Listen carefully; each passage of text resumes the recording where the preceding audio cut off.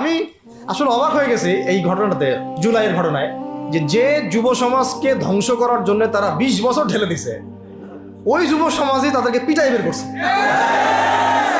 আল্লাহ পাকের কি পরিকল্পনা! আপনাদেরকে ধ্বংস করার জন্য 20 বছর ধরে তারা সিলেবাস কারিকুলাম করছে।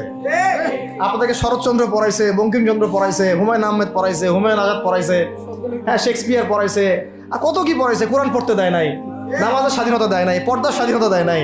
আমাদের বোন পর্দা করে পরীক্ষা দিতে গেছে, নেকাব খুলে ফেলা হয়েছে, কি করে নাই। কিন্তু ওই ছাত্র জনতার হাতেই পিটানি খাইতে হচ্ছে। আল্লাহ পাকের দেখছেন কি একটা মিরাকেল, আল্লাহ পাকের কি মানে কুদরত, কারিশমা। ঠিক কিরকম হয়েছে জানেন? ঘটনাটা হয়েছে এরকম যে ফেরাউনের ঘরেই মূসা আলাইহিস সালামকে আল্লাহ পাক বড় করছে। মাশাআল্লাহ।